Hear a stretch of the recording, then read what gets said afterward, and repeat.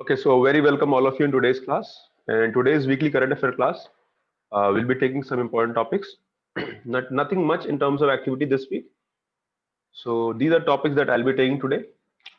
The first is important for exam. The base year of CPI has been revised to 2016. Okay, so what is CPI? What is base year? That we'll understand today. Okay, then recently, just 3 days, days ago, you must have come across a news where Government of India and the case for loans. Now, because of the pandemic, the COVID-19, the loan are getting default, and government had given 6 months. RBI had given 6 months moratorium on the loan. Moratorium on the loans means that you don't have to pay the loan in that period, and the accounts will not go bad. But as per the process, interest on interest, is imposed. So, it is laid to the Supreme Court judgment. So that is news two. News three is elections जो होते हैं आपके. So the poll expenditure, ceiling has hiked by 10%. Okay, so that is news three. So I'll be taking news one first, then I'll going with the news five, UN report on gender gap in labor market. Jammu and Kashmir में अभी district development councils have been formed, so we'll discuss about that. घर तक fiber scheme, so this is about high speed internet. Ayushman Sehkar scheme, okay. Opportunities in Bangladesh for India and India's economic, Bangladesh economic success. So these are the important topics that I'll be covering today. Okay, so I'll try to go slow and we'll make sure that you understand everything. Let's go one by one. So base year of CPI, industrial worker was revised 2016. Now, before understanding, let's understand the concept of inflation. Now, what is inflation? Now, if you try to understand, inflation is inflation मतलब महंगाई, and inflation is the definition of inflation is aggregate. Aggregate means total increase in the prices of goods and services.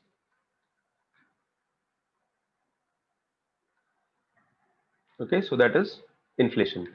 Inflation का मतलब है कि महंगाई. So when the prices increase over a period of time, you can say inflation has happened. Now, question is that how do we measure? How it is measured? So measurement is done by some indices. कुछ indicators होते हैं, indices होते हैं, and one of them is called Consumer Price Index (CPI), and other is called Wholesale Price Index (WPI).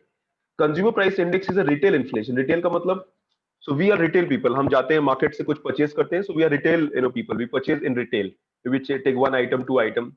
So that is, so वो जो measurement होता है at our level. So we all are consumers, and if the inflation is measured at our level, we can say it is called retail inflation. Then we have wholesale inflation. Now this wholesale inflation is basically inflation for manufacturing goods. Manufacturing items के लिए होता है, and it is at the wholesale level. Now whatever is in wholesale, which eventually will come to in form of retail, so that is how inflation is measured. But question is here is that whenever you look in the economy, you go outside in the market and you purchase onion. आपने onion खरीदा, you purchase potatoes. Now when you purchase them, and if the prices of these items have gone up, अगर इनका price ऊपर चला गया, तो आप कह सकते हो क्या महंगाई बढ़ गई है? Can you say that the prices of these items have gone up, which means can we say that inflation has gone up? No. तो हम क्या करते हैं?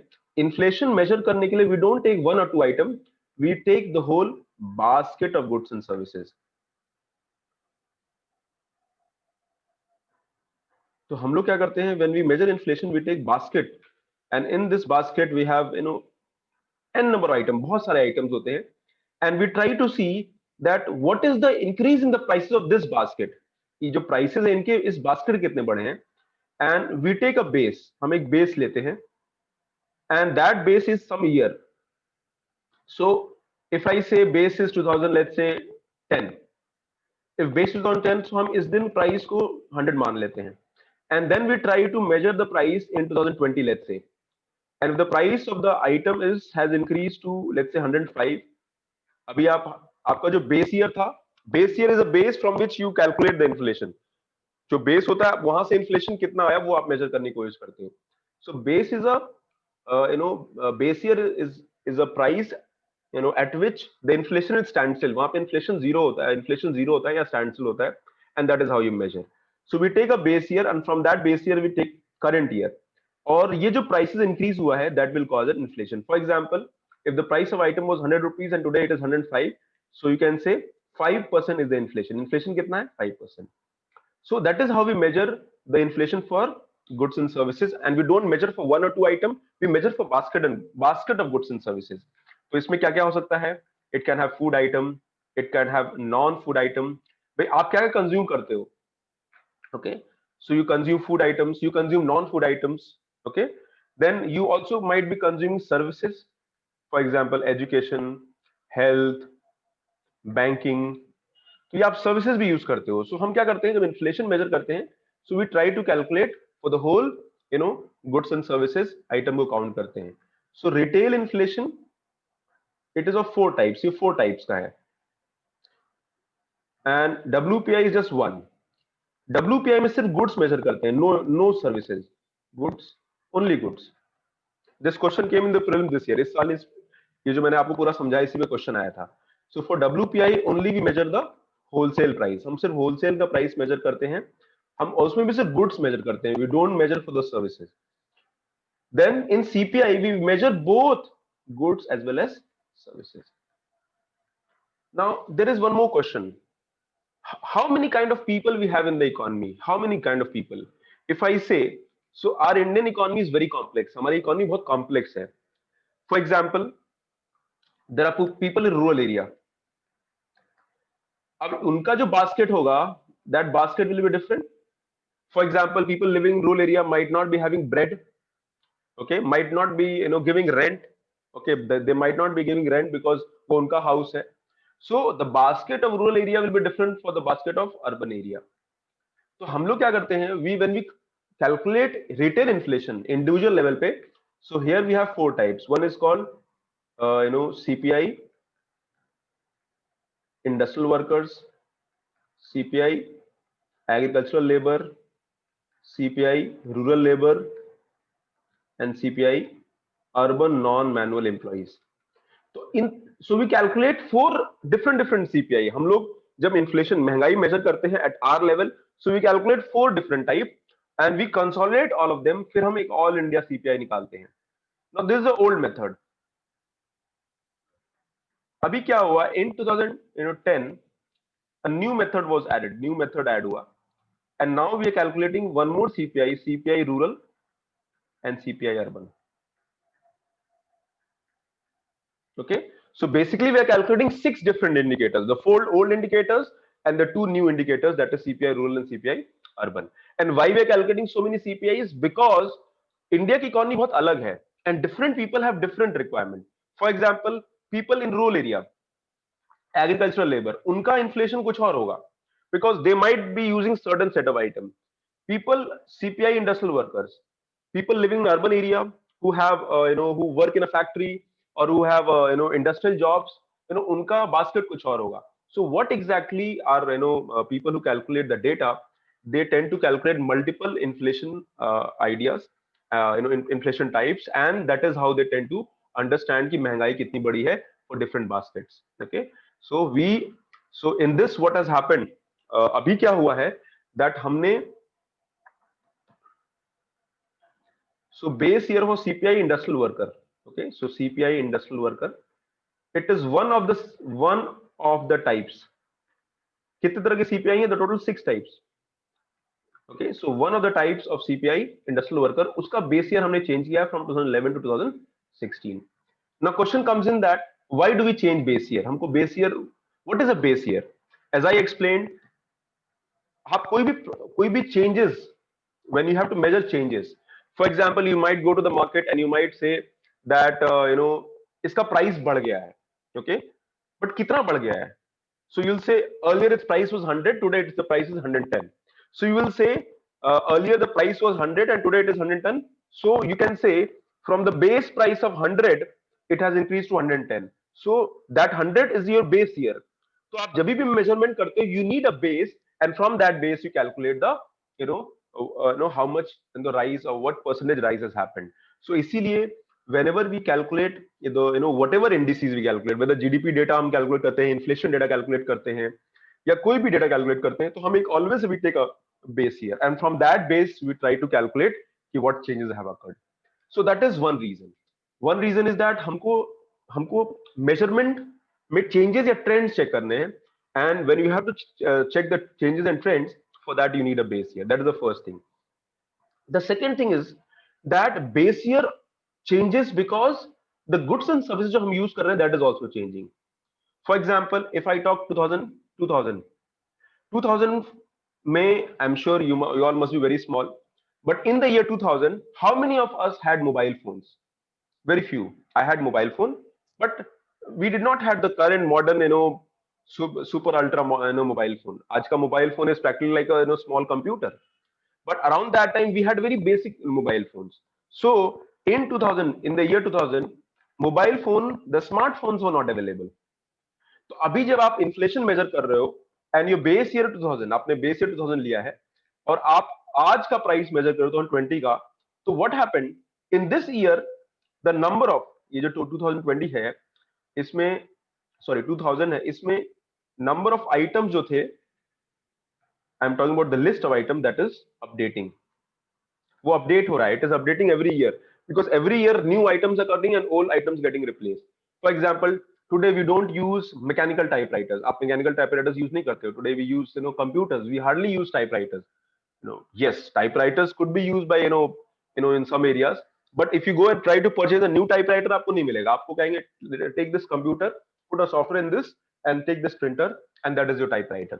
So the point I want to make here is that जो आपका basket of goods and service होता है वो हमेशा अपडेट होता रहता है, and that is where we also have to update, because new goods and services हमेशा add होंगी and old goods and services will be obsolete, वो खत्म हो जाएगा. And that is why when we measure inflation, the goods and services जो हम लोग use कर रहे हैं, that also need to be updated. So that is where base year change happens because of multiple reasons. The first reason is that because you have to check from a price change कितना हो रहा है किसी base से. The second is the items are getting updated, the goods and services आपका जो होता है वो भी update हो रहा है, and that is where the inflation measurement is done. Is it clear to everybody? ये inflation concept समझ में आया आपको? Now try to understand this. So earlier हमारा जो inflation का जो index था, consumer price index for industrial workers. So it is a very specific measure for certain kind of people who are working in industry. उन्हीं के लिए, उन्हीं का हम measurement count करते हैं. So we are changing the base year from 2001 to 2016. Why? Because the revision reflects changing consumption pattern, giving more weightage to spending on health, education, recreation, other items. अभी आप देखो. Now, when your income increases, your consumption, your pattern of spending also changes. Let's say your income was 10,000. So when your income was 10,000, you would basically spend your money on the important item. आप food पे खर्च करोगे, the very essential items. But if your income increases from 10,000 to 50,000, then your expenditure will change, because your 50,000 वाला जो है, they will eat they will have a different basket. उनका food item भी अलग होगा. They will have fruit, they'll have vegetables, they'll have vegetarians, non-vegetarian, they'll have multiple options. ये 10K वाला है, इसकी income less है, so he or she might have just few items, but people earning 50,000 will have more items. Similarly, people earning 1 lakh rupees, उनका जो basket होगा वो भी vary करेगा. So we have different CPI, जहां पे हम लोग different जो consumers होते हैं, उनका हम अलग अलग basket निकालते हैं. Basket means जिनका आप measurement count कर रहे हो, because inflation जब measure करते हैं, so we can't measure price changes for one item. We have to measure price changes for the whole number of item that you're using. For example, if I take about, हम अपनी बात करते हैं, so we are using food. In food we have so many items. We have milk, we have cereals, we have beverages. Then in non-food we are using education, health, clothes, shoes, a number of things using. So the India में क्या है, we have different kind of people. There are some people who are very rich. There are some people who income is less. There are some people who are at the bottom level. So when we measure inflation, we can't have one inflation, because a poor person might have a different set of choices and needs, and per person who is relatively higher income उनका choice अलग होगा, इसलिए हम क्या करते हैं, हम multiple CPI निकालते हैं and we try to see. So when we see CPI industrial workers, तो वो स्पेसिफिकली अर्बन एरिया के लिए है. It is not for rural area, because industrial workers mainly work in the industrial areas, and that is basically urban towns, you can say. So that is how we try to get multiple CPIs, और उनको हम aggregate करके all India CPI निकालते हैं. So what has recently happened that the labor, किसको, Ministry of Labor and Employment जो ये data निकालता था, they have updated the base year from 2001 to 2016, so that new base year will account the new changes that have happened in past 15 years. Past 15 years में जो basket में updation हुआ है, that will be done, and the data that we'll calculate, it is most recent and real, and that is the information that we have. Okay, so I hope this concept is clear to everybody. CPI का concept clear हुआ everybody? People who have not understood, they can ask me, they can say yes or no. I can explain further.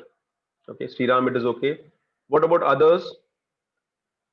Because I have not, मैंने inflation पढ़ाया नहीं. I'm going to teach inflation in the in the economics topic. When I'll teach economics, then I'll be taking inflation. Okay, clear to everybody?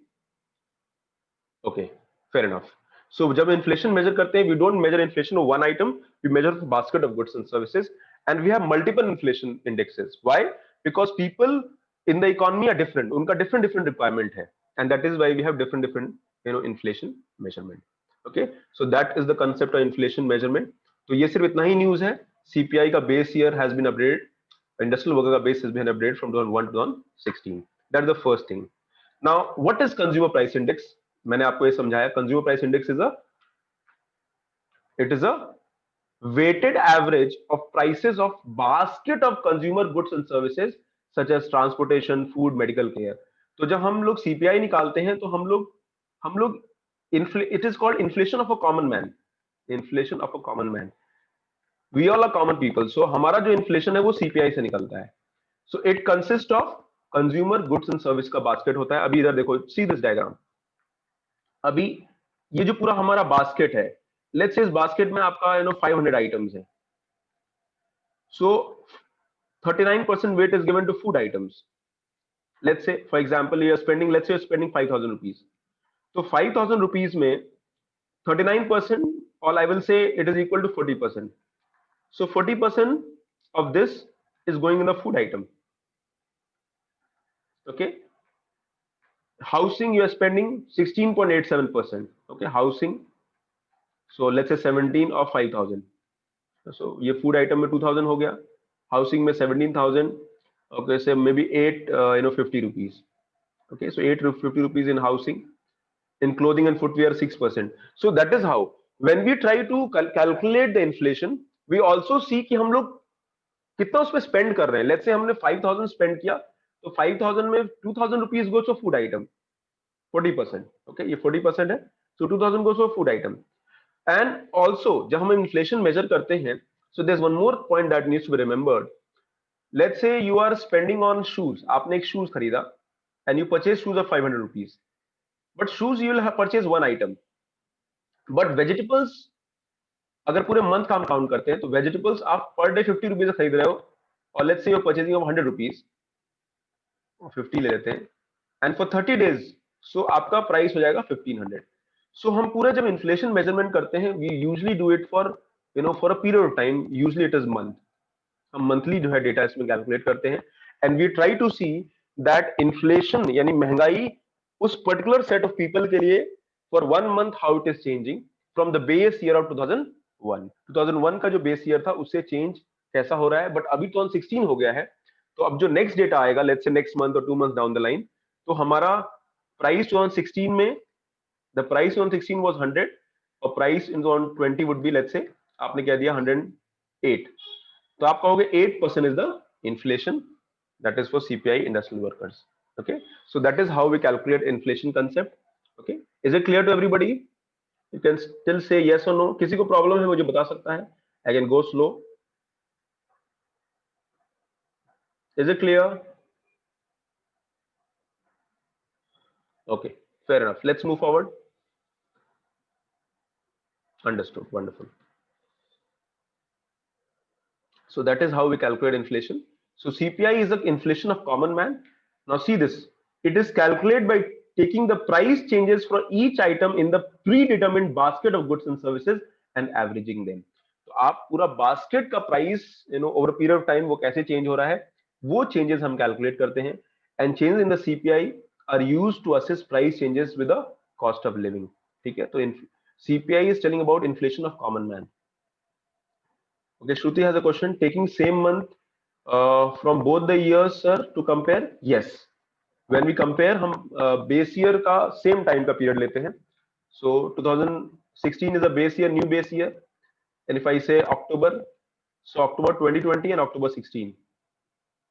हम लोग change करते हैं कि October 16 से October 20 में, let's say price पूरे basket का 100 rupees था, and now the price is 100, let's say 110 rupees.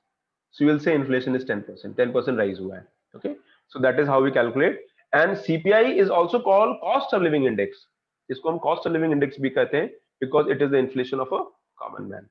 Okay, so now remember, why do we measure inflation? Inflation क्यों measure करते हैं? Why do we measure? Because inflation reflects the price changes and people are very sensitive to price changes. अगर price बहुत ज्यादा बढ़ेगा then it is a problem. For example, right now vegetables are very costly. आप जाओ market में try to, I'm not sure how many of you purchase vegetables, but just go outside and try to purchase vegetables.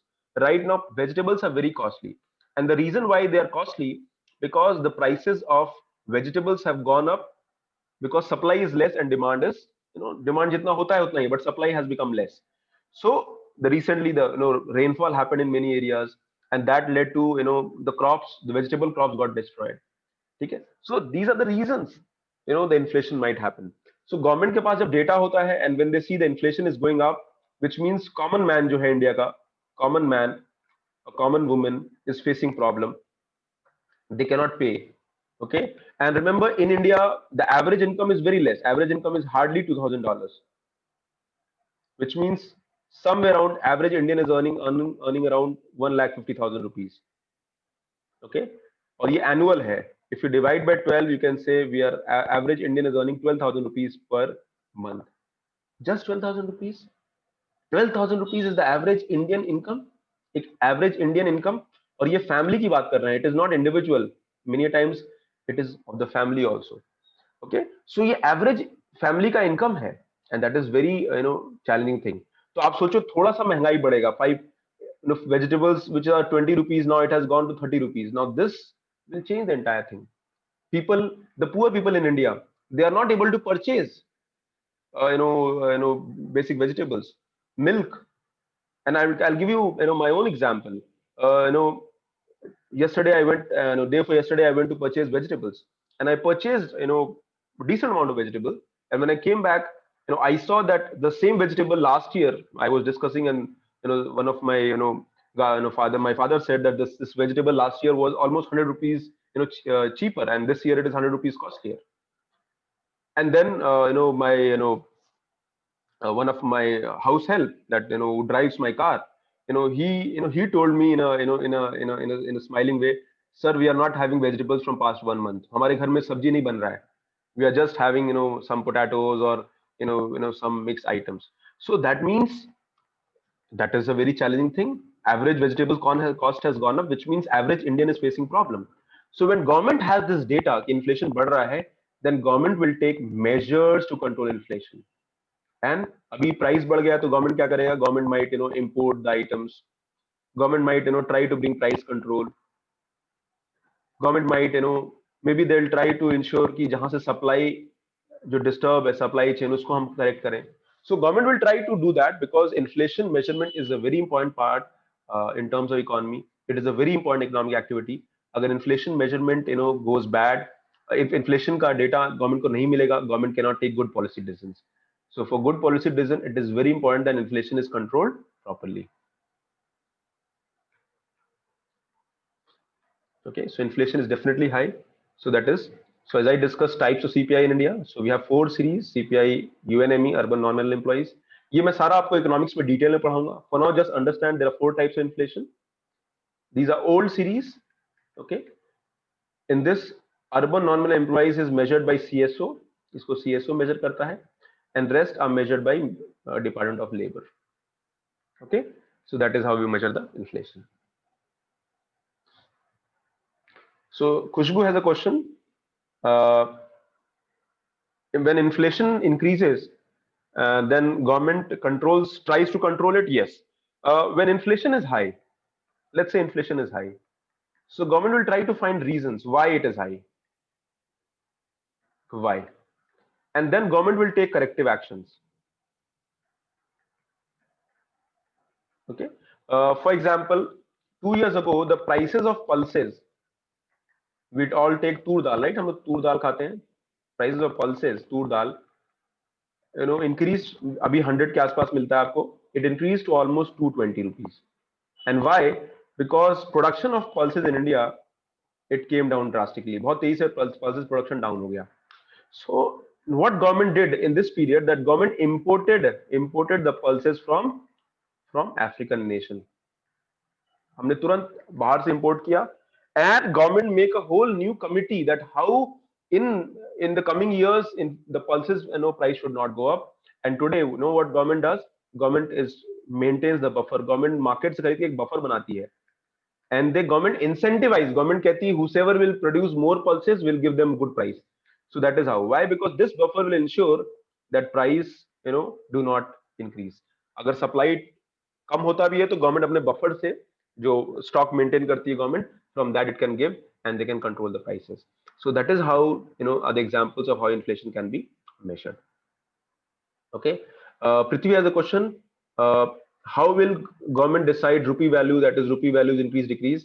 Rupee, that Prithvi, that is a different question. It is a currency appreciation and depreciation.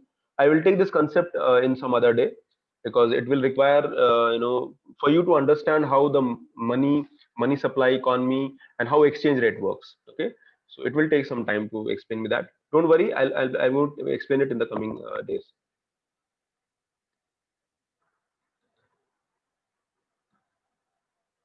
So Khushbu has a question. The onion prices gone up last year, and farmers had more, but still Khushbu, in India, हमारा जो agriculture है India का, one of the big problem of agriculture is poor supply chain. We have a poor supply chain. And why do we have poor supply chain? Because there is less investment in agriculture. For example, in India, we do not have cold storages. We have fewer cold storages. For example, in India, we still face a problem, a challenge of uh, जैसे हमारा fruits है, vegetables है, so they are perishable items. So we can store them if we have good supply chain mechanism. We also need to bring more technology here, so that buyers and sellers can meet. So there are multiple challenges, and mostly it is about poor supply chain, and supply chain management also needs to be good. And that is where government is trying to reform this sector, and government wants to bring investment in this sector. Government के पास पैसा कम होता है, and that is also another factor. So government wants that investment should come from private players, from foreign companies. Okay. And that is how they can control in the coming years. तो आपका जो reason है कि onion price market में सस्ता हो जाता है, sorry, production cost कम हो जाता है, but still it is costly for you because of poor supply chain. Okay, Yatin, you go ahead, beta. So that is how the base year concept is clear.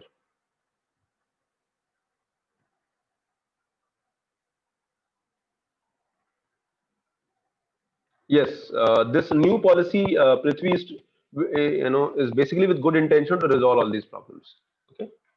So यहाँ पे CPI हो गया. Similarly, we have WPI. Sorry, WPI.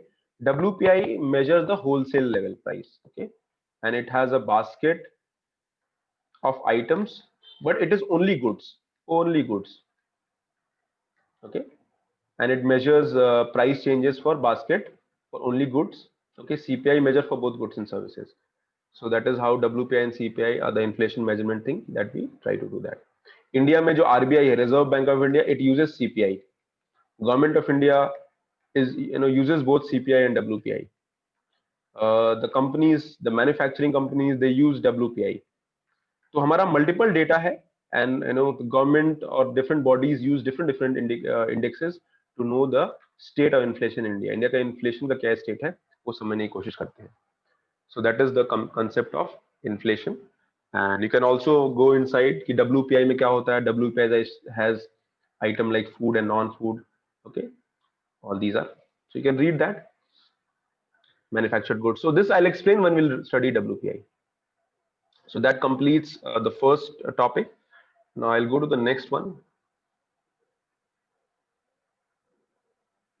This UN report on gender gap in labor market. So what is labor market?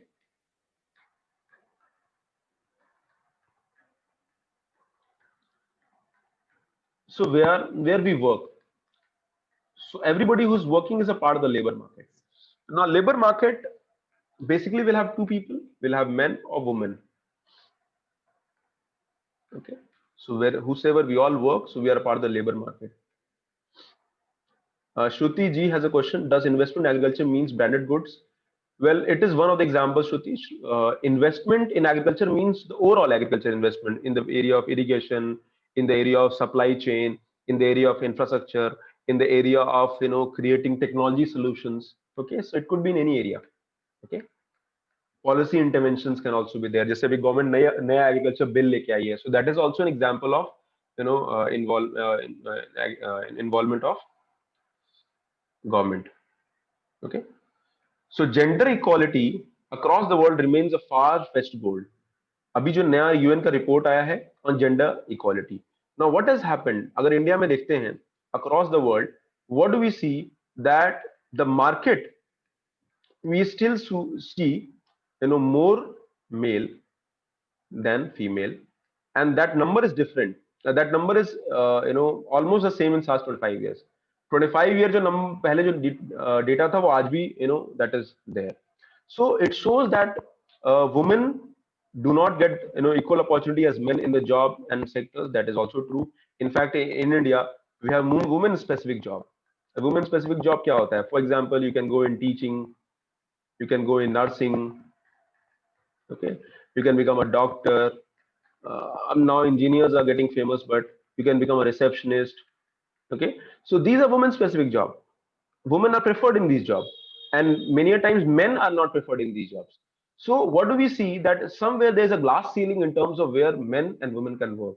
कहाँ women काम कर सकती है, कहाँ men काम कर सकते हैं. There's a kind of a glass ceiling in India, and that is not a right trend.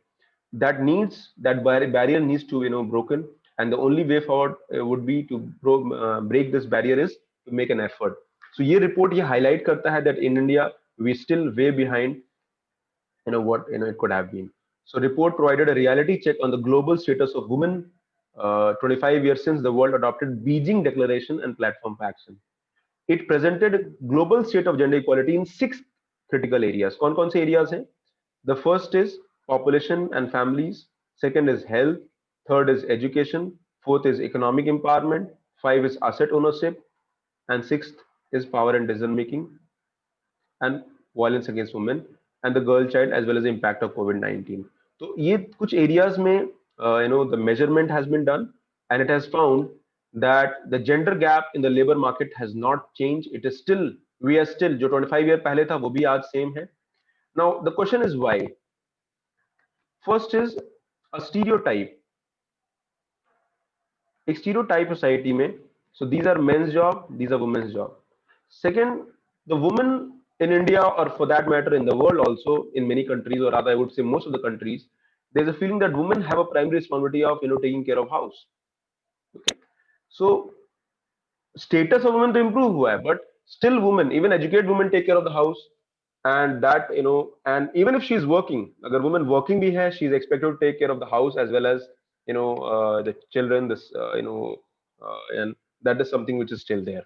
So the status of women in recent years have changed, but her job, her labor participation has kind of stagnated. Gender gap in the labor market has remained as it was since 1995. The gap of 27% point has barely changed since the report showed. Only 47% of the women of the working age participate in the labor market compared to 74% men according to the report. आप देखो 74%, so only 47% of women are working. Working age मतलब 14 to 65. तो इस age group में only 47% women are working. Whereas in case of men, around 27% men are working. And that gap is more stark in the prime working age. आपका prime working age क्या है? 25 से लेके 55 तक. उसके बाद you tend to get weak, you tend to retire. So here this gap is prominent, and that shows that where we are lacking in real sense. The gap has remained unreduced since 1995. It was at 32% point as of 2020. According to the report, it was 31% point in 1995. ठीक है, तो ये show करता है that we are still way ahead, and a lot of effort needs to be done. Now, क्या effort करना चाहिए आपके हिसाब से? What efforts? Tell me. It is not mentioned in the class, but आपसे पूछूं कि what effort can be made so that women का labor participation increase हो? How we can increase the participation of women in the labor force?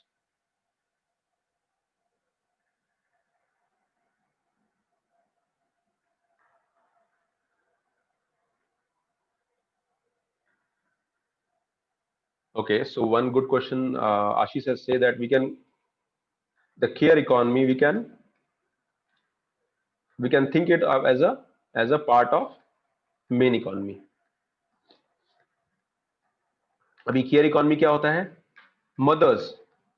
So care economy is a economy where our mothers work. So mothers take care of the house. They do not get paid for the house, right? Housework, homemakers. Okay, so that is one reason. Okay, so Ayushi is saying educating them. Well, education is already there, Ayushi. It has improved. Security, okay. Security will, yes, to an extent, maybe some security at workplace, okay. Policy interventions. Policy intervention means, maybe exploitation, harassment should be less. You should have, there should be wage equal होना चाहिए, wage parity होना चाहिए. Next is we have to make awareness. ये जो stereotype है India में या for that matter in many country, that stereotype is mainly because of defined division of labor. Men will work outside, female will work inside. So that is still there in majority of, or maybe majority of the population of the country, and that needs to change, and that change will happen only from the house itself. Women reservation, yes, to an extent. अगर हम women को reservation देते हैं, so women will come out. But I think women reservation mostly in terms of political empowerment is more important. अगर हम political empowerment करें women का, so they will empower women more. That is what I personally believe. So these are the ways in which you can say the labor force participation can change, especially women. And I think awareness is very important. And secondly, we need to identify that process should start from the family itself. आपको family से इस process को start करना चाहिए, because you treat your boy and girl equal in the house. I'm sure many of you I know, whom I know personally, you work in IT companies, you work in many areas, you're preparing for civil services. So that is a good example or indication that tomorrow you'll get into the job and labor market. So that shows that maybe your family is concerned about you and progressive. So similarly, we also need to bring the same idea across all the families of the country, and that dynamics should change on ground. Okay. So ratio of female to male labor force participation was to 9.80 in 2019 against desired rate of 50%. अभी आप देखो, countries which are developed, if I talk about West European nations, and especially if I talk about Scandinavian countries, Australia, uh, New Zealand. So you huge number of women, females are working. Now again here I would not say that it is 50, it is almost equal, but female participation is higher, and that is a good indication. In in UK, for example, one of my brother lives in UK, so my brother-in-law, my sister-in-law, my brother, both of them work, even though they have two kids. So they that is a culture there, and that culture is basically because society is more liberal about that idea. They don't distinguish between boy and a girl, and that's something that needs to be changed in India as well. So it is a long process. It cannot be changed in a day, and we all can take a lead by believing in that and probably working for that.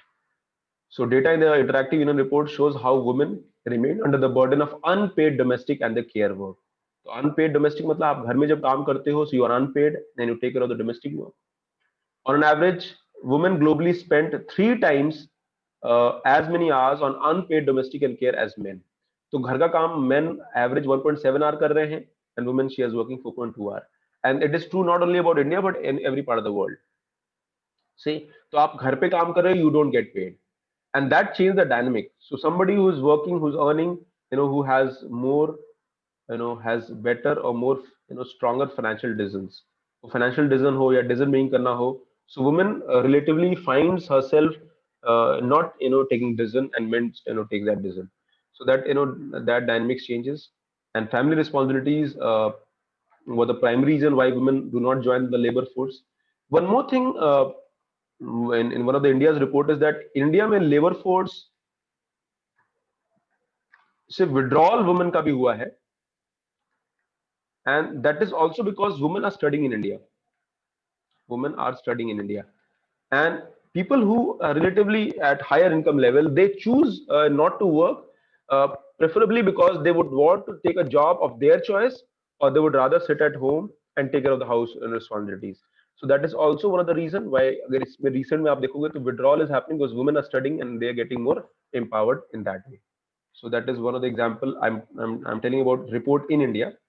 Okay, so person dependent on their liabilities and responsibilities in their household. Node UN, it's found that women living alone are more likely to be in the labor market. Okay, so अगर women alone has, तो 82% of women might be working.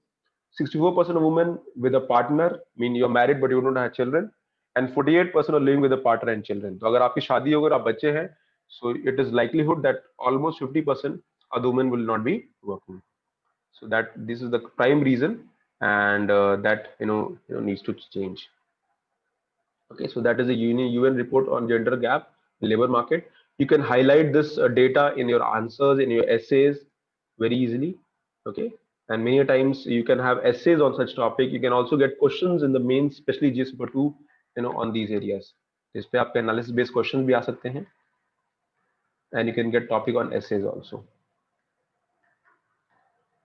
Okay, so if you go through topics of the essays in the last few years, you'll find that you know women related topics are always there. Women empowerment एक बहुत important topic है essay का UPSC में,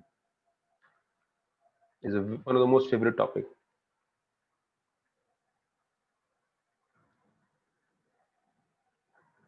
Okay, so that is the concept of UN report on labor market.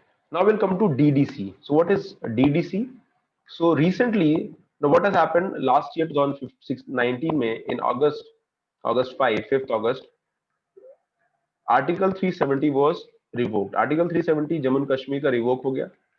Article 370 gave special power to Jammu and Kashmir, and as per it, it can have a separate constitution. It can have a separate constitution. It will have separate laws also. Okay, so many laws which are applicable in India, that is not applicable, and similarly the panchayat laws are also not applicable. Okay, but once this Article 370 was changed, it changed the dynamic, and now Jammu and Kashmir is a UT, and the laws in Jammu and Kashmir are same as the laws in any part of India.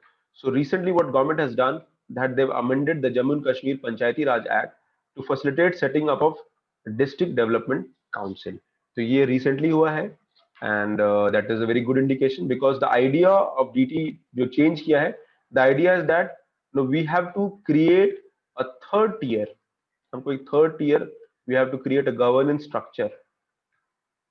हमको एक government का structure create करना होगा, and these people will represent the grassroots democracy. And when they represent the grassroots democracy, that will lead to the, you can say, participative democracy.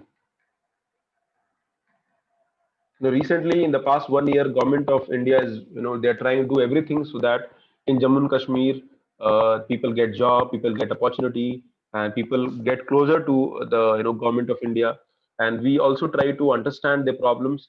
And one way is giving them, empowering them, giving them fund, developing them, developing maybe road infrastructure, connectivity, skilling, job creation, and that is where how you can handle or you can reduce the terrorism. जो young people living their families and joining the mainstream terrorism, that needs to be stopped. So Jammu and Kashmir has amended the JNK Panchayati Raj rules to provide establishment of elected uh, development council in JNK.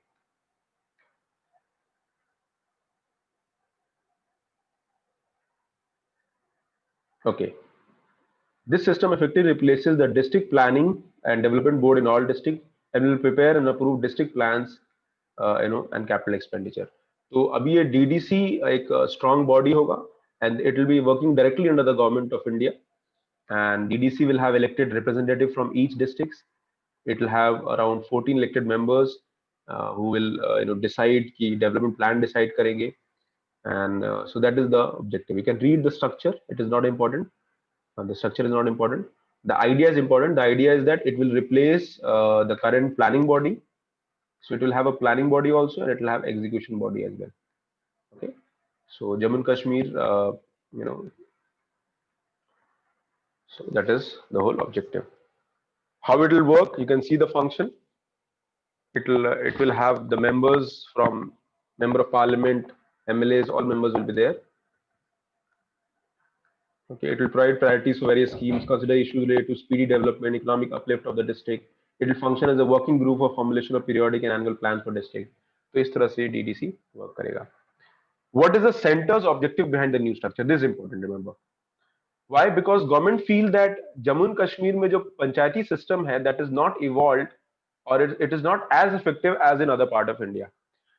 I don't know whether you have actually seen and read about panchayati system, but if you go right now, and I'll give an example.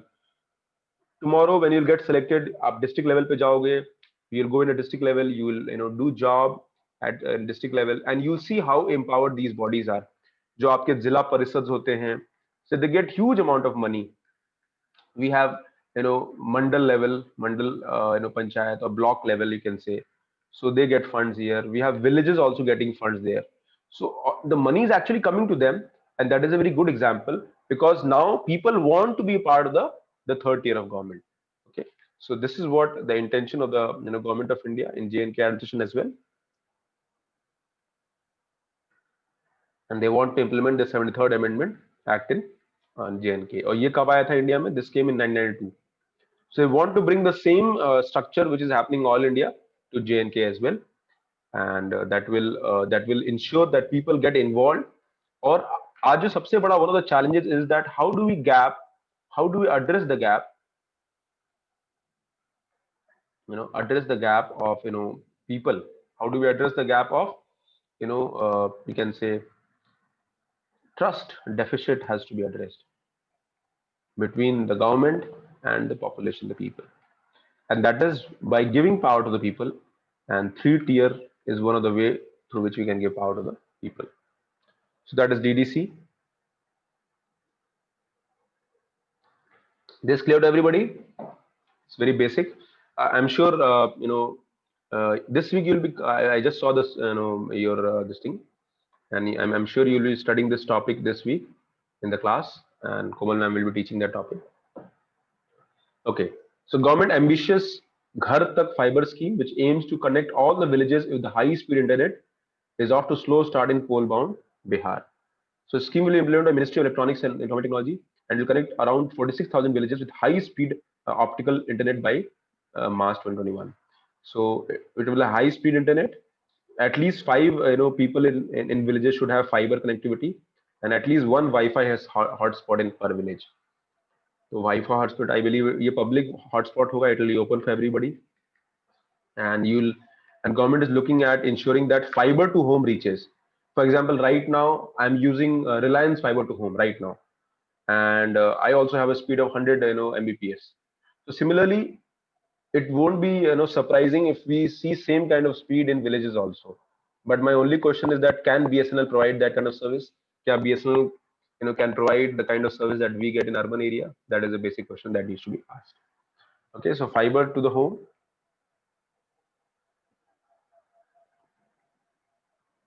So Wi-Fi hotspot means Wi-Fi लगा देना, and wherever area where Wi-Fi works is called hotspot. So when you put a Wi-Fi, and usually these are public Wi-Fi, and they have a range. For example, range is 50 meters. उनका range अच्छा खासा होता है. So in 50 meters where the high Wi-Fi is hotspot is placed, you can use the internet. Okay.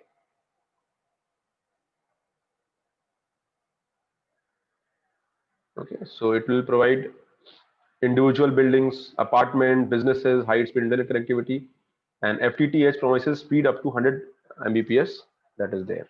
So that is Ghar Tak fiber scheme. Now Ayushman Sehakar scheme. So what is Ayushman Sehakar scheme? So Ayushman Sehakar scheme has been launched by Agriculture Ministry. Okay, so Prithvi has a very good question. Why government can't compete with private service? Why do you think government can't compete with private service? There are multiple reasons, Prithvi. The first is that the government systems are not made like that. The people, who, especially government, if I say, government, system is not. They work like a bureaucracy. They don't have a target-based approach, or even they have, they don't, take time that kind of pressure. And the I think the big reason is the work culture is not, not there as what we see in private. So that is one reason. The second is operational efficiency is less. There are a lot of politics there. There are trade union systems are there in government organization. So that is also one of the factors. Labor union, trade union. The second is you have to change the culture, and that is not easy because that culture has been built since decades, and you're forcing people to work who have not worked so far. It again is a challenging. So these are multiple reasons, and that can change only by privatization. But if I say in the telecom, government will try to have BSNL. BSNL comes from Rakhi government. It will not sell BSNL for the reason that government wants to have one player, from government side, so that the monopoly of the private should not be there. Okay, but for that, government will have to improve BSNL drastically. Now coming back to the scheme, Ayushman Sehakar scheme. Uh, the Agriculture Ministry has rolled out Ayushman Sehakar scheme to assist cooperative in the creation of healthcare infrastructure in the country. तो ये क्या करेगा? They will now. What is a cooperative? Before understanding, let's understand a cooperative. Now, cooperatives are usually they are non-for-profit organizations, and they are cooperative, which means there are certain people who have come and they have made a cooperative. So, group of people they have come and made a cooperative with certain intention. Usually the cooperatives have a social cause. For example, they might open schools, they might open education institutions, they might open banking system. For example, we have cooperative banks. They might be providing health services. So this scheme is basically involving cooperatives in the health infrastructure. So India ka jo health infrastructure, it is very poor, and what government feels that why don't we leverage cooperative organization? Because the cooperatives jo hai, they can change, they can be game changer. A very good example of good cooperative is Mother Dairy. A very good example is Amul. Okay, so Amul, is National Dairy Development Board. Mother Dairy, sorry.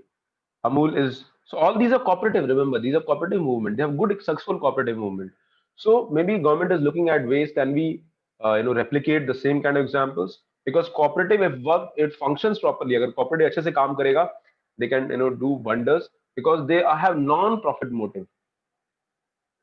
Non-profit motive. Okay, so the scheme is formulated by National Cooperative Development Corporation, the Apex Development Finance Institution under Ministry of Agriculture and Farmer Welfare. The scheme would give boost to provision of healthcare services by cooperative. It specifically covers establishment, modernization, expansion, repairs, renovation of hospital, healthcare, and education infrastructure. Now, already जो hospitals चल रहे हैं, they might be getting funding, and that will improve the health infrastructure in the India.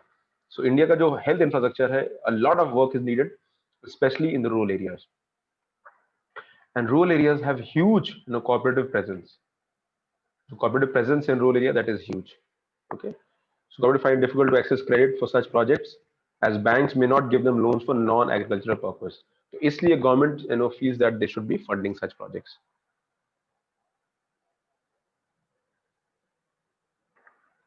So Prithvi has a question. It is a government body or non? No, cooperatives are non-government, Prithvi. Okay, they are like you also can, like, for example, right now there are 30 students are there in the class. We all can come together, including me and you. We can make a small cooperative. We can get registered in the Cooperative Societies Act and can make a cooperative. All of us can channel some fund, हम कुछ collective funding कर लेते हैं, and that will be the starting fund of the cooperative, and that fund can be used for development purpose. So that is how the cooperatives work. And as we add more members, the those can also become member, and they can also give their money, and we can have a cooperative movement that can start. NCDC will extend term loans for prospective cooperatives to a tune of 10,000 crore in the coming year. Any cooperative society with suitable provision in its bylaws to undertake healthcare-related services would be able to access NCDC fund. NCDC assistance will flow through the state government, UTN, or directly to eligible cooperative. Apart from working capital margin money to meet the operational requirement, the scheme will provide interest subvention to women majority cooperative. Interest subvention matlab 1% less interest, and this will be given by the government. Government interest subvention matlab interest subsidy. Okay, so cooperatives can be used for doing that. Everything is clear till here, guys? Any confusion? Did you understood the concept of cooperative? How cooperatives work? Cooperative nothing but they're non-for-profit organization, mainly by private individuals, and the private individuals can come. They can come together, pool their fund, and make cooperatives. And after the cooperative is made, you can use the fund of the cooperative for the desired objective. तो आप cooperative बना के, for example, most of the schools in India are under cooperative.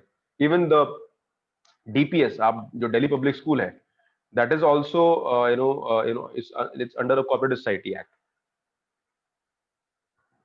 It's another thing that they make a lot of money. They are not non-for-profit; they are for profit only. 1% less interest means, Shruti, that if women are involved in the cooperative, government will pay 1% interest. अगर आपको loan normal लोगों को 10% में मिल रहा है, but for women-led cooperative they will get loan at 9%. और ये जो 1% है ये government of India pay करेगी. Okay, this will be paid by government of India, and that is called interest subvention.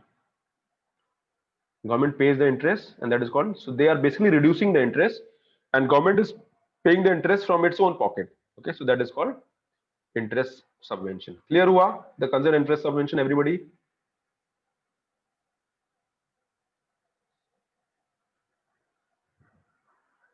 Okay, now there is an article on the success of NPCI. What is NPCI? What is NPCI? National Payment Corporation of India. Now NPCI is a body, again it's a non-profit body, or right now the NPCI has kind of revolutionized the digital payment in India. अगर आप देखने का कोशिश करो, try and understand. So how digital payment has evolved? I'll give an example. 10 years ago, or let's say 15 years ago, making a payment, getting a payment in your account, it used to take time. So you make payment, you go and deposit in the account. One way was that.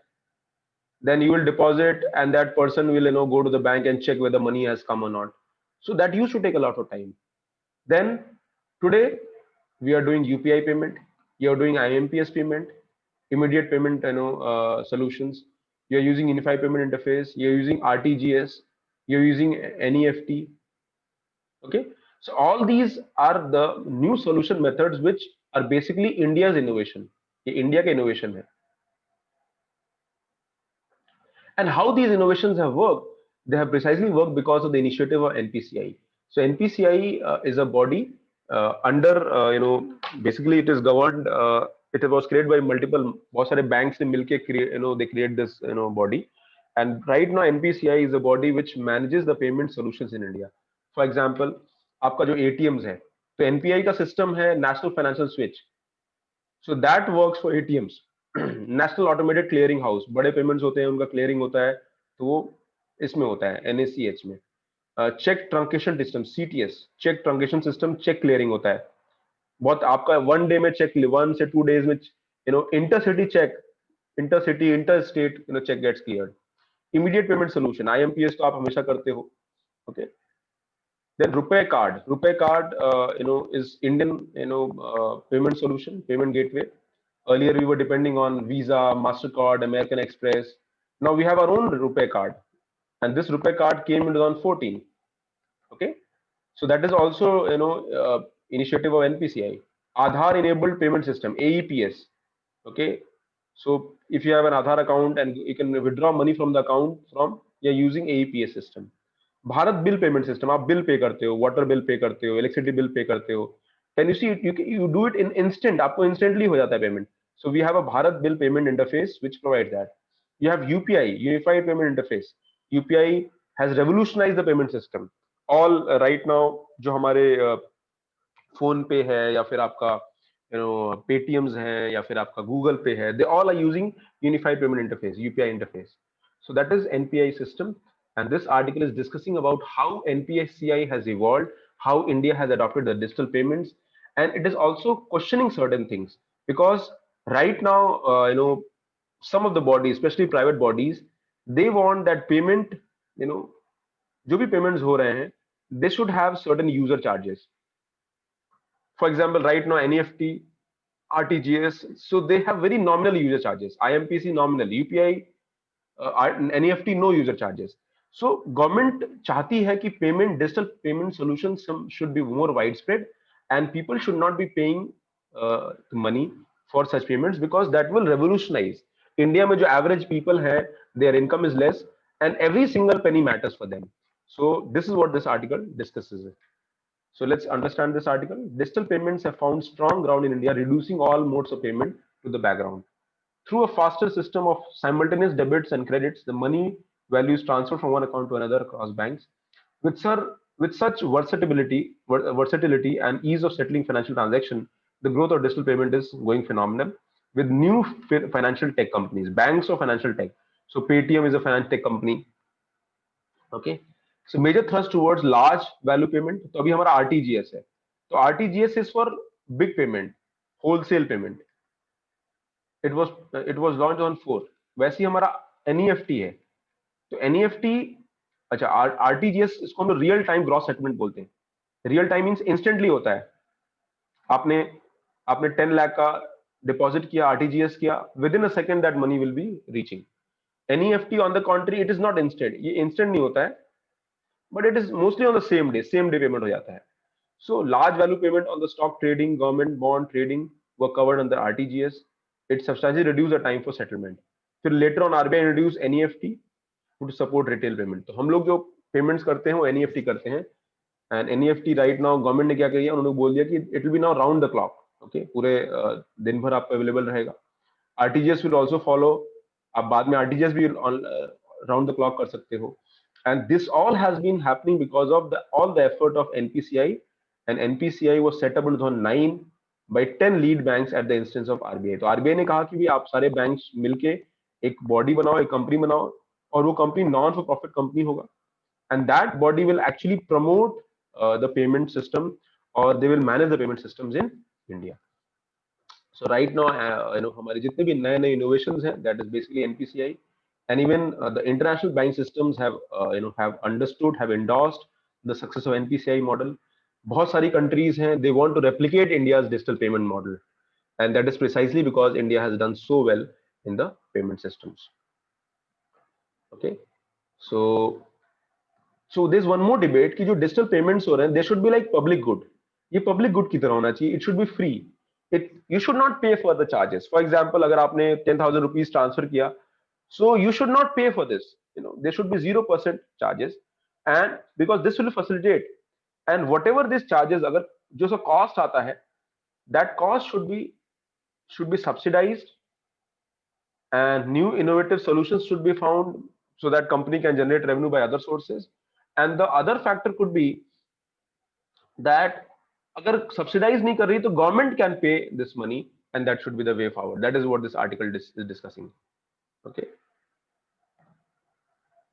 So we do not want that tomorrow private interests, for example, आपका visa है, master card है.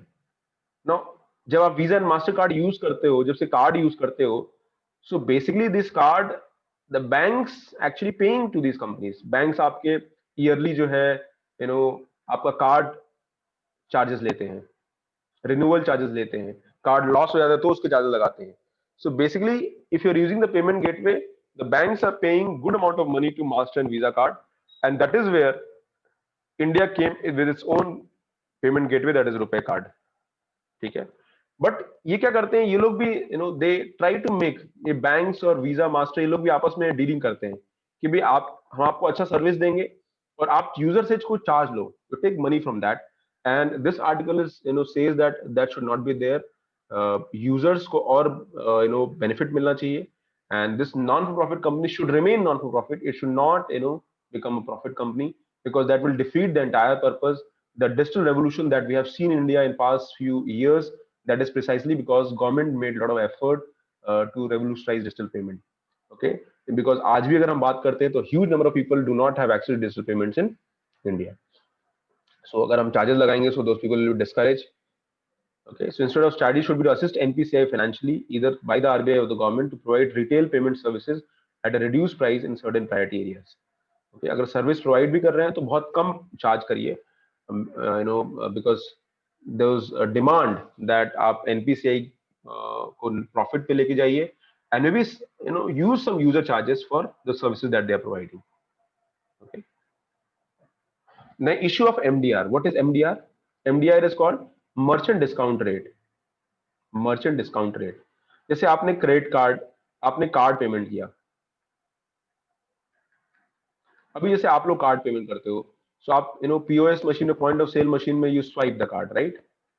So when you swipe it, you know what happens, the money, let's say you swiped and आपने 10,000 rupees fees दिया।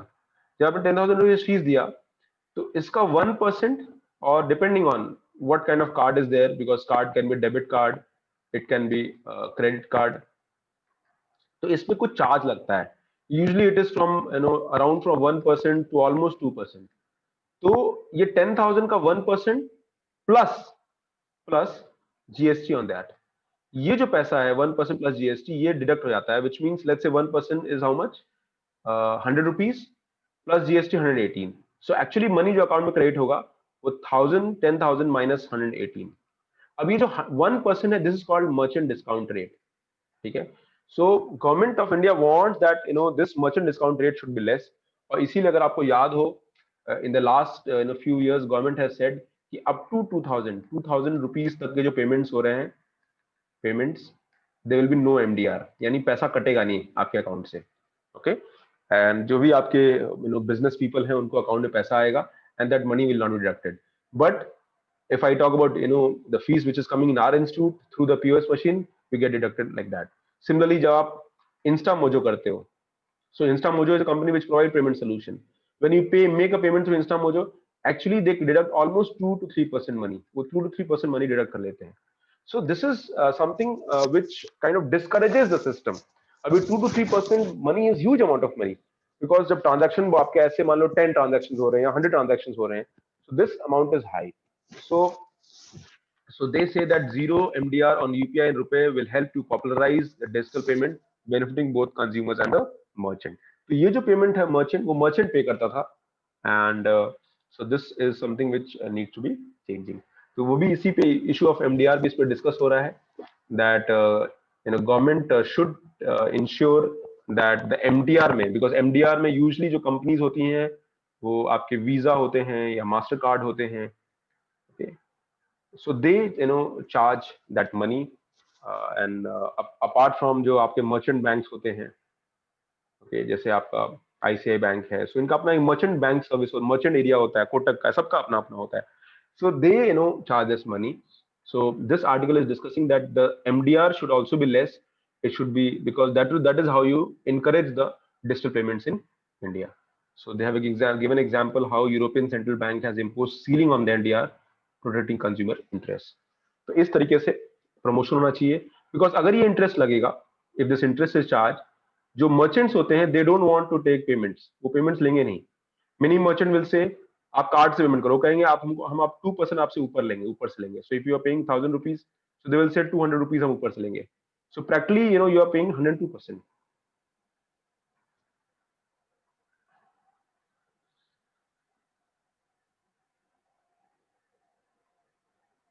Okay, so Prithvi has a question. If MDR service is not there, then how will the company make money for their service? Well, they are not saying that MDR service should not be there. They're saying that MCR service, MDR service should be, the charges should be less. They're not saying that MDR service should be free.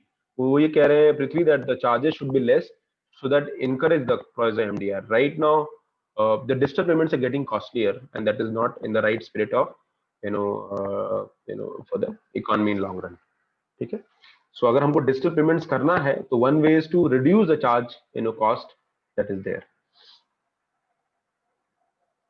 Okay. So if they say that if the digital payment अगर हम करते हैं, so it should be based on the analysis of producer surplus, consumer surplus, social welfare. तो कह रहे social welfare should be the basis of the the payment. So that is the this article is discussing, and hence RBI should create a mechanism which should do a study so that they come to a solution for pricing of MDR. तो ऐसा जो है होना चाहिए. So that is the success of NPCI. Okay, don't worry, I'll be taking this topic of NPCI in banking in detail because you get questions on NPCI regularly. आपको हर 2-3 साल में UPSC में क्वेश्चन NPCI पे आता है. Okay, so that is NPCI. Now this article is very wonderful article. Let's discuss. So you must have read in the newspapers that recently, uh, World Bank has come, IMF has come with the latest report, and as for the report, the per capita income of Bangladesh will be higher in 2021. Then eventually India ka income high ho jayega. But in this year, the per capita income of Bangladesh will surpass India. So what is per capita income? GDP divided by population. So that is per capita income. So what has happened actually that Bangladesh has done well recently, has done economically good in the recent time. So Bangladesh is expected to cross India in terms of per capita income. This speaks volume about the achievements of Bangladesh when contrasted with Pakistan. At the same time, it has several implications for the region. Now, if I try to talk about the India and the whole Indian subcontinent, basically only two countries की हम बात करते हैं, either India or Pakistan. But Bangladesh is now a country which is doing well, and they have done very well in the industrial sector. There has been a decent industrial growth in the past 4 or 5 years, and their average growth is around 7%, and they have surpassed India also in the average growth rates. So IMF latest published predicts that Bangladesh per capita income will overtake that of India this year. Project difference will be rather small, from 1,888 to 1,887, and unlikely to last beyond a year. बस इसी साल के लिए रहेगा because next year India's economy will do well. The international development institutions are convinced that the rest of the subcontinent and developing countries around the world can learn from Dhaka's experience and so-called Bangladesh model. So अगर आपने याद होगा, politically it is being discussed. Now, of course, this article discusses that how this will impact the region. Okay, so first is, if Bangladesh do well, which means there will be more global interest in the subcontinent. Now, subcontinent is basically dominated by India and Pakistan. Tomorrow, Bangladesh was never considered as a player, but now that will change, and Bangladesh will maybe recognize. Second, if I compare Bangladesh and Pakistan, even though Pakistan was a better, of the two countries, but now Bangladesh is going to surpass that. Uh, IMF does not have to 2020 numbers of Pakistan to report. Pakistan economy was $275 billion, whereas Bangladesh GDP was expected around $320 billion. So this suggests that Bangladesh is going to surpass, has already surpassed Pakistan, in spite of the fact that it was a smaller country, it was a more war-torn country, and Bangladesh का जो population growth है वो भी काफी control हो रहा है, and Pakistan has not been able to control its population. So that will change the dynamics. Maybe Bangladesh tomorrow might take the place of Pakistan, and that is good for Indian subcontinent because uh, Pakistan getting weaker, which means Indian subcontinent will become stronger. So Dhaka has a grip over the inflation, and Islamabad has not. There is no question that Pakistan's negative geopolitical weight in the world will endure, but Bangladesh's growing economic muscle will help Dhaka steadily accumulate geopolitical salience in the years ahead. So coming years में आप बांग्लादेश पे weightage बढ़ेगा. The third point is it is also push regional integration.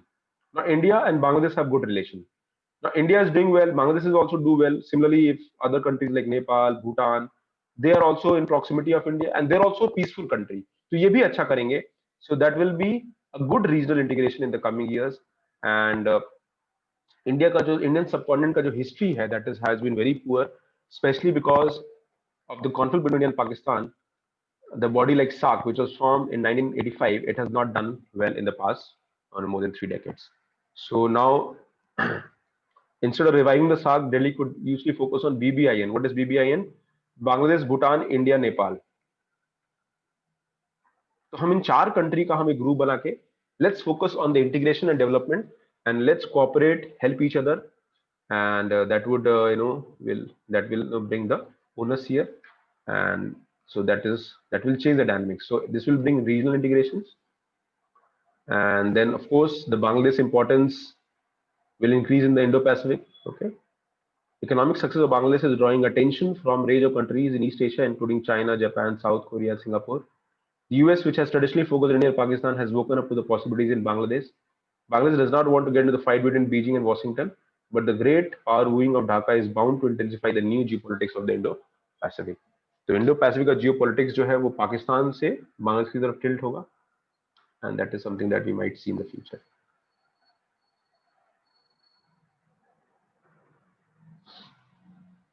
Development of India's eastern and northeastern states will accelerate. अब India का जो east part है और north east है, now in this part east we have West Bengal, we have Odisha, okay, then we have northeast. So both these areas we have Bangladesh in between. If Bangladesh does well, it will augur well for West Bengal as well as northeast. So Bangladesh economy is now 1.5 times as large as that of West Bengal, and better integration between the two would provide a huge boost for eastern India. Also, connectivity between India's landlocked northeast and Bangladesh will provide development of northeastern states, and Delhi and Dhaka are eager to promote greater cooperation, but there is little political enthusiasm in Kolkata. Because जो कोलकाता जो waste Bengal है उनका कुछ issue है. क्या issue है? Mainly it is about water dispute, the river water dispute, and it has become political. Okay, especially Teesta, Ganga barrage, तो ये सारे वाटर इश्यूज जो है रिजॉल्व करने पड़ेंगे, and this water issues resolve maybe Bangladesh से रिलेशन इंडिया का और भी अच्छा हो जाएगा. Okay, in Assam the issue of migration continues to impose major political constraint. तो ये कुछ कंस्ट्रेंट्स हैं that has happened in recent time, and but what is the way forward? How can India capitalize this? Well, India has already found solutions for border issues. हमने 2015 में border settlement किया, and we exchange the border areas. Then maritime boundary was resolved recently because of the Citizenship Amendment Act. थोड़ा सा negative बना, but that is now things are kind of changing. So there's a huge opportunity for India and Bangladesh for doing well, and this is the graph you can see. अभी देखो यहाँ पे क्या लिखा है.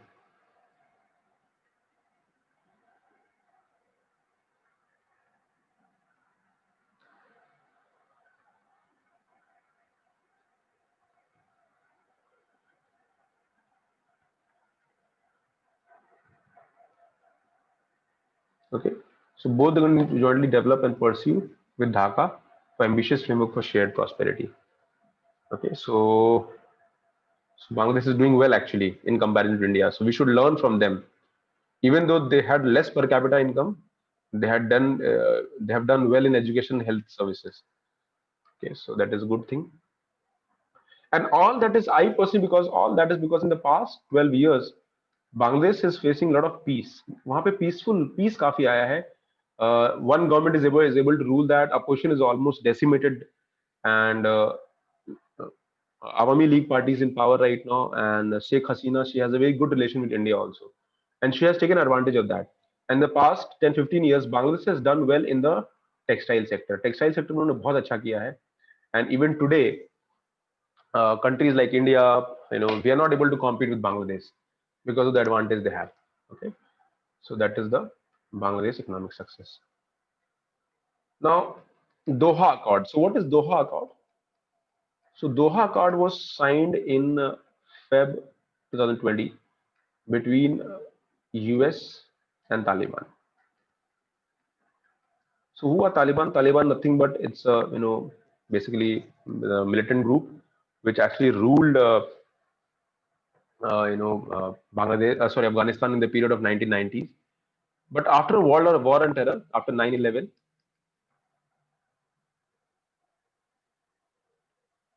Yes, Shruti, textile advantage. Okay. So after war on terror, the government in Afghanistan was toppled and new government was brought in under US watch. But what has happened when US started retreating, Taliban was able to gain influence and now US wants to withdraw its forces. Almost 2 decades have happened, but US has not been able to bring peace in Pakistan. And now they feel that only way forward, आगे क्या कर सकते हैं हम, that we have to make a peace with Taliban, that is the way forward. Okay, so right now the terrorist organization, especially Taliban, they are coming back, and this article deals with the threat of terrorism. So what is happening? Terrorist organizations like Taliban, Al Qaeda, Islamic State have been dormant during the pandemic. This is partly explained by the fact that open terror attacks have been reducing, presumably because terror outfits lack resources and because of temporary loss of support from these, countries. तो अभी क्या है, उनका resource कम है, and the support that they were getting in normal times they are not getting, and that poses a lot of challenges because this is something. It also shows that somewhere terrorist groups are waiting for the time to hit back again, and they are generating more resources. Okay, so they are still pose a lot of threat to country like India. These terrorist organizations continue to be attractive to misguided youth in India whose loyalties are extra territorial. Their numbers may not be formidable, but they can cause ripple effect that cannot be underestimated. Terrorist cells are probably engaged in quiet process of collecting resources of future lethal assault against India and other countries in neighborhood. Once the pandemic eases, we may see a resurgence of terror. तो ये बता रहा है कि जब bodies like Taliban को come in power, automatically the whole Taliban. Then in Pakistan we have Haqqani network, and that Haqqani network is also on similar ground. That also is basically a terrorist group. ये भी terrorist group है. So they will bolster the terrorism effort. वो terrorist effort को bolster करेंगे, and they also always look Kashmir as a place where they see that India's occupation is something that needs to be removed. So maybe we'll see resurgence of terror. Okay, tomorrow we'll study terrorism in detail and we'll understand that topic. The aggravation of poverty in developing countries with COVID-19 could offer a fertile ground for recruitment. The Al Qaeda Islamic State are carrying out their recruitment undiminished by the problems posed by the pandemic. Only these two outfits have an impressive global reach backed by the global ambition. So that is it. What are the implications? Doha Accord signed this year, which has brought improved relation between the two. US has agreed near total withdrawal of the troops in return of the Taliban promise to preserve peace in Pakistan. Taliban and Al Qaeda need each other in many areas. Both are friendly towards Pakistan and could pose a problem to India in the near future. Okay. So recently, बहुत सारे अभी आपने देखा होगा NIA, National Investigation Agency, they found Al Qaeda network active in India. Okay, so that is something that needs to be maybe India needs to be very cautious. कि coming months में rather we'll see that offensive might come again back. So India का जो security calculus है या security का जो aspect है, we need to be very thorough on that, and we need to ensure that any challenges if comes tomorrow and from the internal security point of view, we have to be ready for that.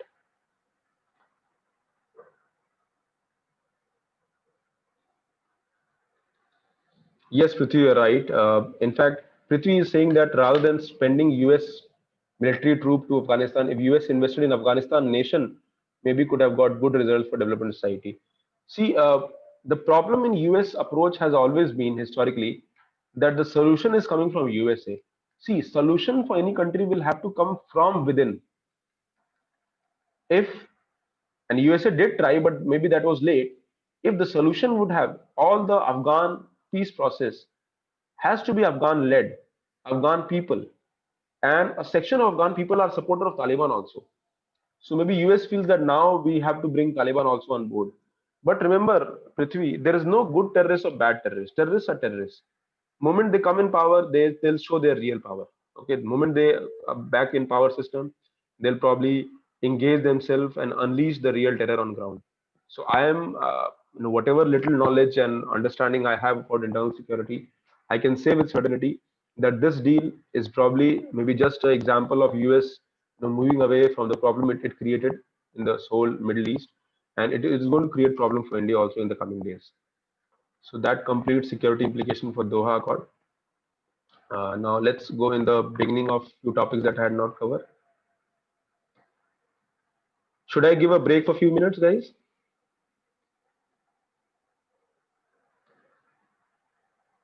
Should I give a break for a few minutes, or should I continue?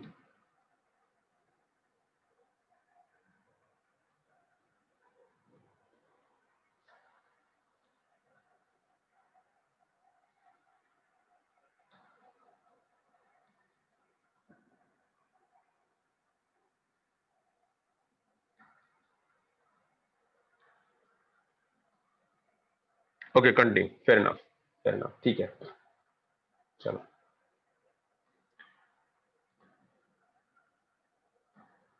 So we have covered the base year system. We have covered uh, all this news, right? So let's cover. There are two news. Government hikes poll expenditure by 10%. There's nothing, just a news. I'll cover topic 2, 3, 4. Let's try and understand that. Topic 2. Now, topic 2 talks about implication of court order interest waiver and bad loan recognition ban for common man. Now, if you have remember, after the COVID-19 pandemic, what Government of India did that from March 2020 till August 2020, it said that जो लोग भी loan, whosoever are not able to pay loan, they can take moratorium interest or moratorium on the on the loans. Normally क्या होता है that if you don't pay a loan, आप loan को pay नहीं करते हो for 90 days, so you become a subprime borrower. आप subprime borrower बन जाते हो. What is the meaning of subprime borrower? Prime borrower are people who pay. Prime borrowers are borrowers who are paying their interest in EMI on time. A principal interest you're paying on time. But if you don't pay for 90 days, your account becomes NPA, non-performing asset. Now, so if you don't default on a NPI, आप sorry default on a EMI, आप जब default करते हो तो government आपको क्या कहता है? गवर्नमेंट मतलब सॉरी बैंक आपको कहेगा 90 डेज बाद कि भाई आपका लोन अकाउंट एनपीए हो गया है and now you have to pay more, or so you have to pay more and more. Now problem क्या हुआ? गवर्नमेंट ने यहाँ कहा कि हम मोरेटोरियम दे रहे हैं. मोरेटोरियम का मतलब ये है that don't pay tomorrow, don't pay today, pay tomorrow. What about the 6 month? ये 6 month का क्या होगा? So 6 month में, let's say you had taken a loan of 10 lakh rupees, and in this 6 month, and you are paying interest rate of 10%. Now, if you don't pay a loan in this 6 month, तो इस period में क्या होगा? The interest will be accumulated, right? Interest on this loan. So the normal principle of banking is that they charge compounded interest. वो compound interest charge करते हैं. And this is compound interest is interest on interest.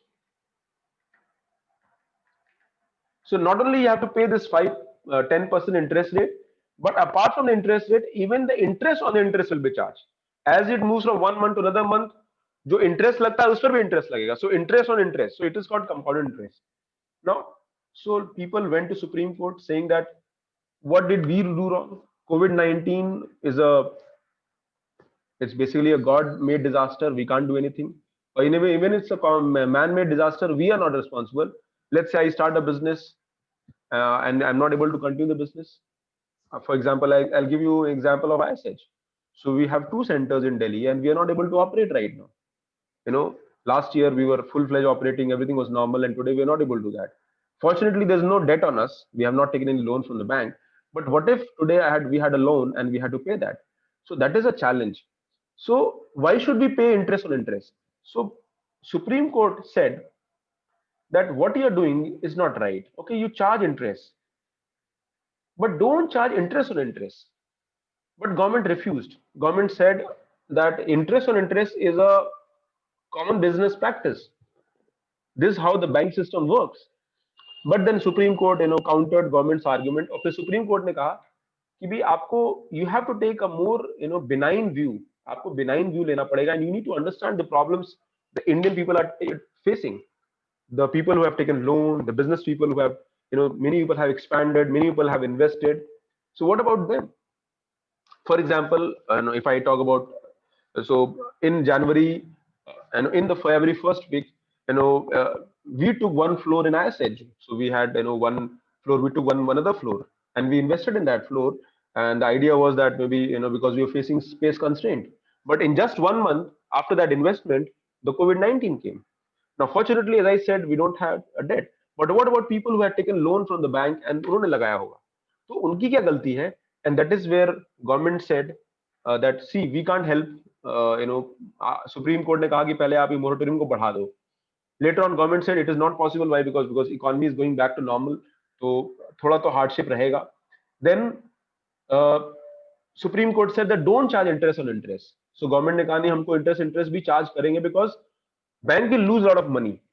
And bank में जो पैसा है, so bank's deposit is actually of the common people, you and me. For example, you deposit your money in the bank, and when you deposit your money in the bank, you get interest. You get interest on FD, you get interest on other areas.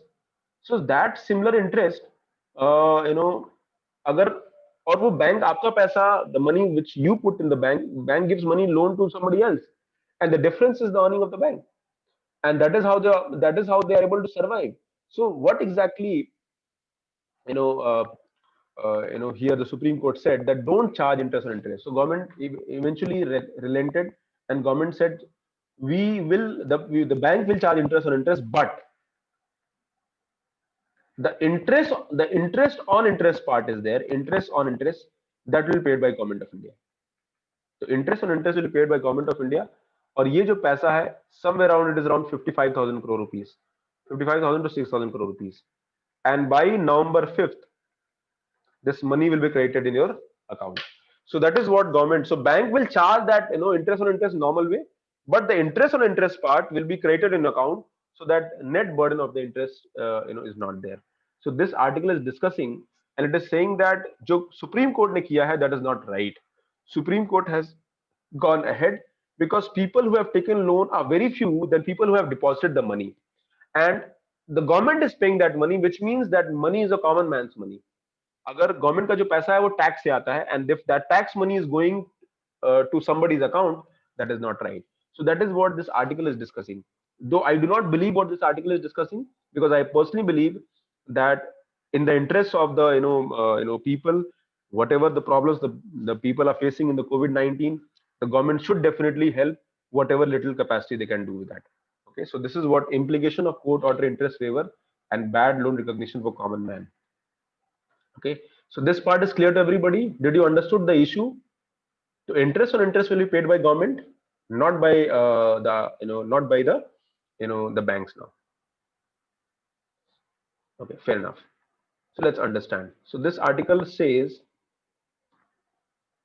India's 1.44 lakh crore is bank deposit, which makes 110 lakh crore bank loans possible. The common man is more likely to be depositor than a borrower. उनका ये कहना है कि there are 21 crore deposit holders and there are only 2.7 crore loan account. So these 21 coin deposit holders, their interest is more paramount, and the people who have taken loan, उनका interest उस हिसाब से कम होना चाहिए. The Supreme Court weighed on the waiver scheme and recognition of the bad loan, and waiving interest rate dues or banning bad loan recognition economically ignorant, because more than 20% of Indians are depositors and less than 2 are borrowers. तो उनका ये कहना है, this article is saying that अगर आप सिर्फ 2% जो borrowers है उनको help करोगे, so what about 20% who are the depositors? Okay, so that is not right. And they're saying that Supreme Court has gone beyond its jurisdiction. Supreme Court जो कर रही है उनका काम नहीं है. It is the work of the banking system. It is the work of the government maybe, and government they have gone ahead. Government ने already moratorium दिया था, and that is maybe that was a settled issue. But Supreme Court intervened in this factor, or ये this is not right. So it says that it has nothing to do with economic justice.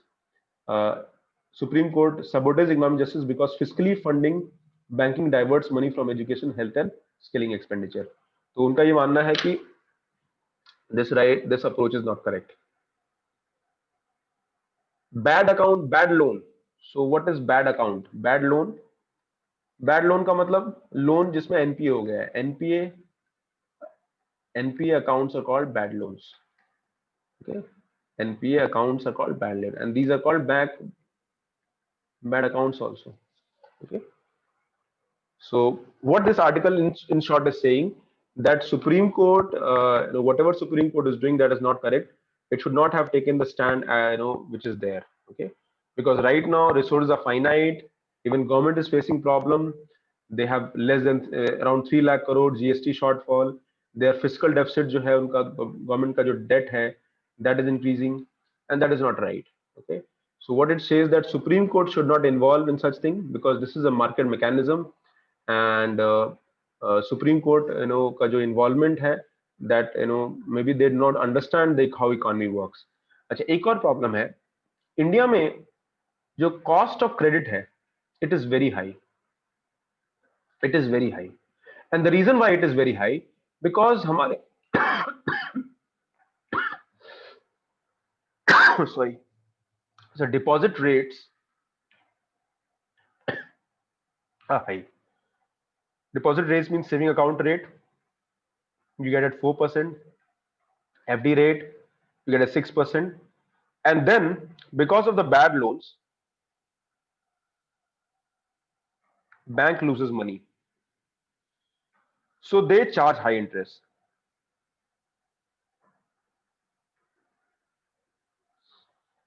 So one of the objective of the bank system should be to reduce the interest.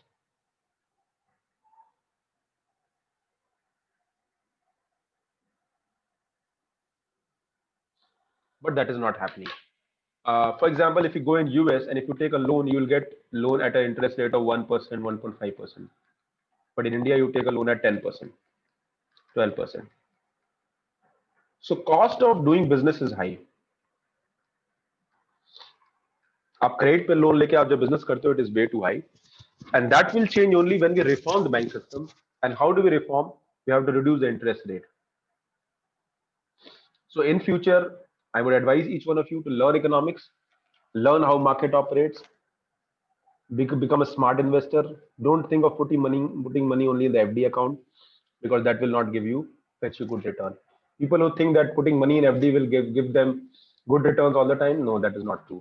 Because tomorrow FD returns will be not more than 6%, or maybe it will come down to 5%. So let's be a smart investor, invest in mutual funds, invest in markets, invest in systematic investment plans, learn about market system, because this is what West people are doing. तो हमें West की तरह हमको भी सोचना चाहिए, because that will bring the credit system, or the loan the loan rates in India down. And because of the mismanagement of the bank system, especially जब भी government आती है, वो interest waiver कर देती है, they don't they give loan waiver, or they give support to the farmers, so that disturb the fiscal discipline in India. Okay, so हमारे जो borrowers हैं, they don't get globally competitive interest rate due to high bad loans and financial statement uncertainty. So that also needs to change, and for that bank system needs reform with strong competition and proper regulation. Waiver मतलब माफ करना बेटा, waiver मतलब wave of. आपने loan लिया है and you are not able to pay, तो government wave of कर देती है, गवर्नमेंट ने माफ कर दिया है. Okay, so waiver means government is actually freeing you from the loan burden. So that completes the article. So it says that the court should introspect, because they should not involve in such things, because ऐसे जो involvement होते हैं in the name of social justice, in the name of welfare, only disturb the bank system in India, and that is not in the right spirit. So that completes this topic. Then the government hikes poll expenditure by 10%. So हमारे जो elections हैं, that is Lok Sabha and the state elections, in both these, what do we see? That government has hiked the amount. So earlier in state government you used to spend 28 lakh, now you can spend 30 lakh rupees, and in Lok Sabha for 70 lakh you can spend up to 37 lakh rupees. Okay, so that is the information. Read this properly. But that is not true for all India. States like Goa and Arunachal Pradesh, they have lower population, so their poll expenditure is also lower. Okay, so that is the data. आप कहाँ expand करते हो? Expense on campaign material, media, vehicles 34%, expense on banners, leaders visit, okay, campaign workers, other miscellaneous expenses. तो ये सारा आपका expense है. So the last ceiling जो था वो 2014 elections में था. Now the ceiling has been increased by 10%. Okay. What does not account? Now this is important for prelims, Sanjay, remember?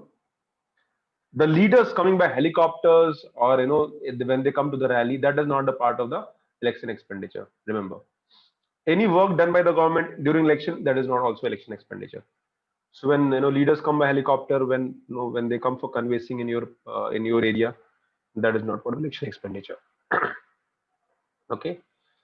So you can read the role of election commission. Election commission regulates the election. It puts limit on the campaign expenditure. And election commission जो भी election होता है उसका जो record होता है they try to get all the detail.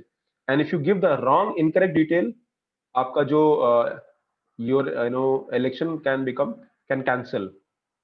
आपका जो कैंडिडेचर है वो कैंसिल हो सकता है. Even if you are winner still you might आपका जो है इलेक्शन कैंसिल हो सकता है.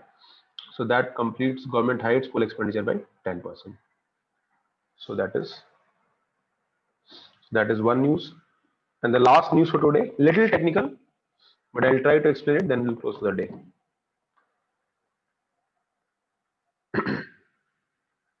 Now, so regulatory sandbox model, what is it? Now remember, the financial system in India, the financial system consists of the bankings, it might consist of the markets, it might consist of the non-banking systems. So that this financial system is evolving all the time with new innovations and solutions. Now, question is that whenever a new innovation comes in, how do we know that this innovation will work or not? Okay. For example, in 20 years ago or in 1990s, there were no concept of mutual funds. The first mutual fund was launched by UTI. UTI was a first mutual fund. It was launched by the banks. So it was the first in 90s, and for the first time people understood the concept of mutual fund. And today mutual fund is almost all over everywhere. We have so many types of mutual fund. So this is the innovation. This is the innovation model. But हमको, because the market system is evolving all the time. Market system है, financial solutions है, financial ideas है, they always evolve. And when they evolve, how do we check that this idea will work, or how do we regulate them? So that is what the system says, that we need to have a regulatory sandbox in a model where we need to identify innovative new solutions. We'll also ask them to experiment such solutions. And once we are able to understand कि this solution will work, उनका outcome जब समझ में आ जाएगा, तो हम proper regulation करेंगे. If accepted, run the experiment, gather data to evaluate consumer interest, outcome, technology, performance, pricing. Okay. अगर कोई audience नहीं आ रहा है, which means this idea will not fail. If audience are coming, this idea might pass. Okay. And that is how regulatory authority को हमें solution provide करना चाहिए. For example, how government should regulate market. Now, there is no clear right answer to this question, because regulation is something which is an evolving process. अगर regulation proper होता तो 1992 में scam नहीं होता. Regulation proper होता तो Harshad Mehta scam which happened in 90, it could not have happened. If regulation was there in 2000, 2001, Ketan Parekh scheme जो आपका fraud था वो नहीं होता. If regulation was proper in 2008 or 7, 8, the US financial crisis might not have happened. Okay तो ऐसे Ponzi schemes frauds जो होते हैं वो नहीं होते. Okay so what this model basically says that we need to have a model system so that it can evaluate the new financial ideas, solutions, and if possible we can guide them, audit them, and once the predictable outcome is there, if that is evaluated, then that can be allowed all India. आप पूरे India में allow मत करो, आप छोटे area में allow करो. Test the efficacy of that model, and if it works, try to bring the regulation system, look for loopholes and gap, because कई बार ऐसा होता है आप solution लेके आते हो and that so you come with a new innovation and that innovation fails and a lot of people lose money. So that is what this regulatory sandbox model is all about. It is suggesting that हमको ऐसा sandbox बनाना चाहिए where the new products in they can be tested in a regulatory environment, in a control environment, and once it is successful, आप पूरे पूरे all over India में इसको आप लेके आ सकते हो. Okay, so for example, there are not a lot of financial tech solutions are coming now. Okay, financial tech solutions are there. For example, if you want advice on investment, so there are a lot of companies which provide solutions. आप उनका app download करो, उनका कोई package low, they will advise you how to invest. You pay them some 5,000 rupees, 5 or 10,000 rupees annual, and they will tell you how to invest your money. So that is how the financial tech solutions can be there. I know some of my friends, they are they have their own startups of financial tech solutions. Okay, so but can that solution work or not? Something that needs to be tested. So this regulatory sandbox is basically will work, will try to do the same thing. और ये जो idea था regulatory sandbox का innovation hub का, it was actually mooted by RBI person called Sudarshan Sen. Okay, so that is the concept of regulatory sandbox. और ये जो regulatory sandbox है, ये IFSCA ने जो है लॉन्च किया है. What is IFSC?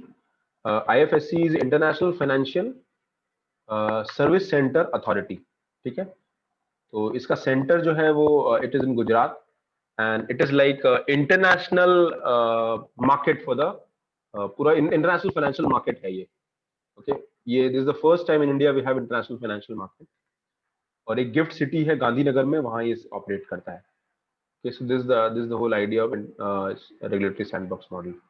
Just read it once. थोड़ा टेक्निकल है. If you don't understand for now, it is okay. अभी आप इतना समझ लो, जो इस टेबल में लिखा है वो समझ लो.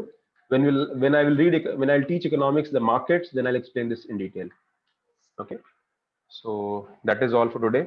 Any questions you have, you can ask me. Then I'll close for the day. Any questions, guys? Acha, one more thing. Next week, your geography will start. Okay, geography module will start from fresh, and Neeraj sir will take, and the classes will be 4 days a week. Okay, of the geography, and then probably 2 days we'll have, 2-3 days we'll have other subjects. Okay, so any questions, guys? Chalo. So that is all for today. Thank you very much. And Yashasvi Beta will have a separate batch. Acha, there's one more thing. For students appearing for 2 year and 3 year, after Diwali, we will create a separate batch for 2 year and 3 year students. Okay, so they'll have a separate batch, and people who are giving exam next year they will have separate batch. So just give two weeks more, and after 2 weeks after Diwali, the 2 batches will run. One for people who are giving exam next year, other people who are giving exam for after 2 years. Okay, so that is how it will go.